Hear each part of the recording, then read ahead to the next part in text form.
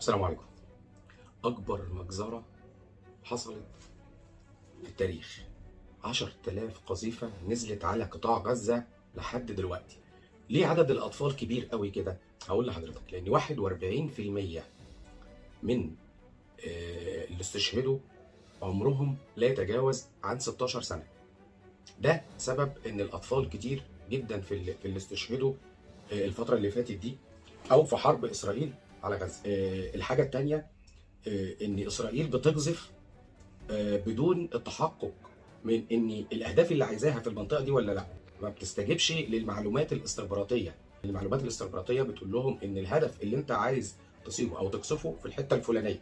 لا، هو بيدخل بيضرب عشوائي مع اوامر ان اللي يلمحه يضرب، وده طبعا ضد القانون. الحاجه الثانيه ان هو قاصد عن عمد ان هو يضرب الاطفال، لان هو بيعتبر ان الاطفال ده الجيل اللي جاي، اللي هو الجيل اللي هيحاربه. لان حضرتك برضو ما هو الطفل اللي شايف اللي بيحصل في اهله وشايف القصف اللي بينزل عليه، هو اتربى ونشأ على القصف ده، فعايز منه ايه؟ فهيطلع الجيل ده كله هيطلع ان هو العدو الوحيد والاول هو اسرائيل، فهيستهدف اسرائيل في اي حاجه، في جنوده، في دبابته. فهو طبعا عنده الاعتقاد الكامل ان الجيل ده، جيل الاطفال ده، هو اللي هيحاربه بعدين. طبعا ده في حد ذاته مجزره انسانيه. طيب، عندنا حقوق الانسان. امريكا والدول الغربيه صدعتنا بحقوق الانسان، وكل انسان متساوي مع اخوه، وكل انسان لازم مش عارف يحصل له ايه، وكل انسان من حقه ايه. ولما يكون ليهم مصلحه في اي دوله عربيه زي ما حصل في مصر، المسجون الفلاني انت سجنه ليه؟ حقوق الانسان دلوقتي بقت خلاص رقم واحد عندك. لكن اول ما يبقى من مصلحته هو او بتصب في مصلحته هو، مفيش حقوق انسان، خلاص اختفت حقوق الانسان. فين محكمه العدل الدوليه؟ مش شايفينها، مش سامعينها. فين؟ فانت جاي دلوقتي تكلمني عن حقوق الانسان؟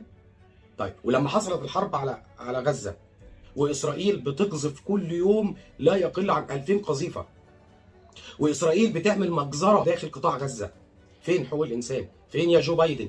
يا جو بايدن، انت قلت لنا ان انتخاباتك مبنيه على حقوق الانسان، وانك هتتعامل مع جميع الدول.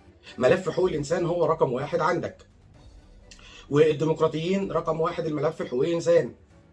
فين بقى حقوق الانسان؟ ما شفناش حقوق انسان. الانسان بيتضرب كل يوم، بيموت منه لا يقل عن 1500 شهيد، ومفيش حقوق انسان. دول ما لهمش حقوق انسان، عشان ده مش انسان. فجو بايدن عمالي بيعبلنا في دماغنا سياسه عنده اسمها حقوق الانسان. لما جينا نبص على قطاع غزه ما لقيناش حقوق انسان. الانسان ما بقاش له حقوق دلوقتي.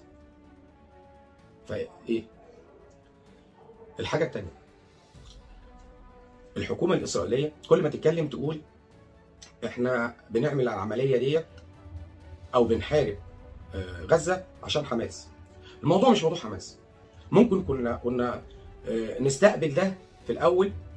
اول ما حصل هجوم 7 اكتوبر جت اسرائيل ترد، كنا نقدر نستقبل ده منكم، احنا بنرد على حماس. لكن الموضوع دلوقتي ما بقاش موضوع حماس، بدليل اللي بيحصل في غزه. انت بتنزل منطقه دلوقتي بتتبع فيها سياسه الارض المحروقه، بتساويها بالارض. هل تحققت انت حماس هنا ولا لا؟ هل تحققت مقاتلين حماس موجودين في المكان ده ولا لا؟ لا، انت بتضرب عشوائي. يبقى الموضوع دلوقتي ما بقاش موضوع حماس. حماس ايه بقى؟ الموضوع موضوع دلوقتي اباده جماعيه. انت بتضرب ضرب عشوائي. انت ما بتتحققش حتى من المعلومات الاستخباراتيه بتاعتك.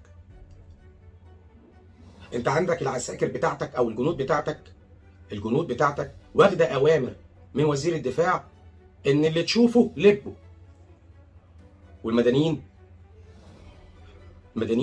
انت عندك دلوقتي حضرتك المدنيين في غزه هم المستهدفين في وسط سكوت تام من العالم كله. فين المانيا؟ فين فرنسا؟ اول ما اتولدنا مالوا دماغنا بحقوق الانسان والحريه، الانسان والحريه، حقوق الانسان والحريه. فين حقوق الانسان؟ بتاع غزه ملوش حقوق انسان عشان دلوقتي هو بيحارب اسرائيل، فما بقاش له حقوق انسان. طيب انت بتضرب دلوقتي ضرب عشوائي، اهو مات ليك 7 من الاسرى بتوعك. حماس اعلنت ان في 7 اسرى من اسرائيل قتلوا عندهم بسبب القصف. يبقى انت دلوقتي انت مش داخل لحماس، انت داخل تكنس غزه، بدليل ان انت بتقتل الاسرى بتاعتك.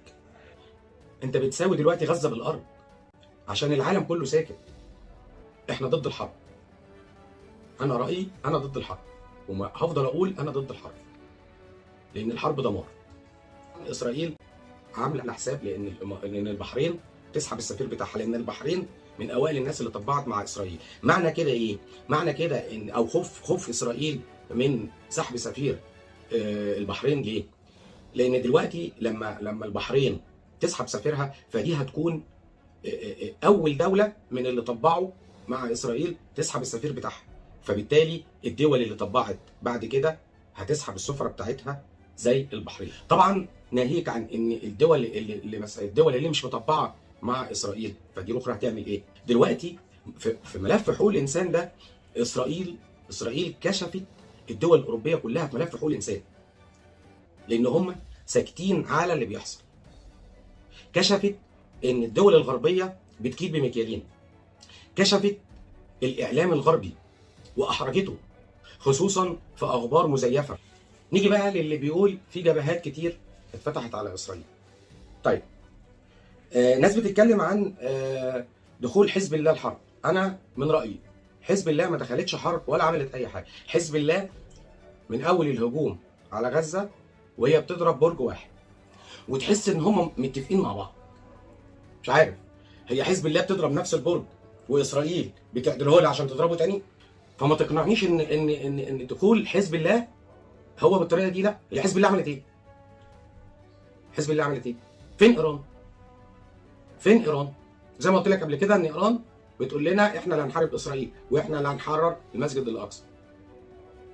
ما هو حزب الله ذراع من اذرع ايران. عمل ايه حزب الله؟ احنا كنا مقتنعين ان حزب الله هيدخل جوه تل ابيب. حزب الله بيضرب نفس البرج اللي بيضربه كل يوم. شكرا، السلام عليكم.